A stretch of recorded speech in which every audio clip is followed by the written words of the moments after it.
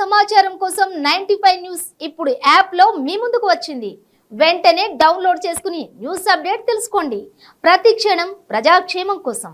ఇప్పుడైతే మనతో పాటు మల్లు రవి గారు ఉన్నారు, వారితో మాట్లాడేద్దాం. సార్ చెప్పండి, ప్రగతి భవన్ ప్రజాభవన్ అయింది, సో ఇది కంటిన్యూ అవుతుందా? ఈ ఒక్క రోజుకేనా ఇంతమంది వచ్చారు? సో ప్రజల సమస్యలు ఎలా తీసుకోబోతున్నారు నిర్ణయం? ఎవ్రీ వీక్ ఒకసారా లేదా ప్రతిరోజా? ఎలా? ప్రతిరోజు ఉంటుందమ్మా.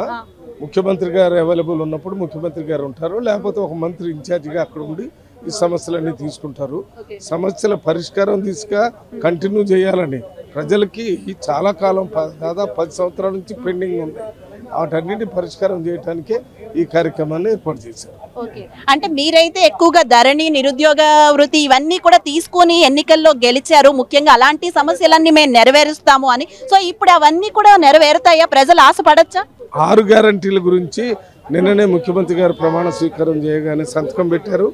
దాని తర్వాత చట్టాలు చేయడానికి నిన్న కేబినెట్ మీటింగ్లో నిర్ణయం తీసుకున్నారు.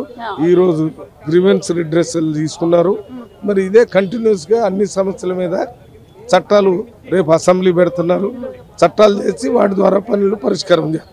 ఈ రోజు సుమారు ఎంతమంది వచ్చి ఉండొచ్చు? ఏ సమస్యలతో ఎక్కువగా వచ్చారు అంటారు? 5-6 వేల మంది వచ్చారు. సమస్యలు ఎక్కువగా ధరణి గురించి, మంచినీళ్ళ గురించి, ఇండ్ల గురించి, రేషన్ కార్డు గురించి ఇవన్నీ వచ్చి అడిగారమ్మా.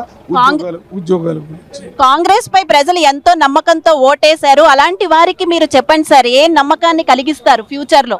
వారు ఏ నమ్మకంతో కాంగ్రెస్ ప్రభుత్వాన్ని తీసుకొని వచ్చారో ఆ నమ్మకాన్ని వమ్ము చేయకుండా ప్రజా సమస్యల పరిష్కారం చేయటానికి ప్రాథమిక సూత్రంగా తీసుకుని, అంటే ముఖ్యమంత్రులు, మంత్రులు పాలకుల్లాగా కాకుండా సేవకుల్లాగా పనిచేస్తారు.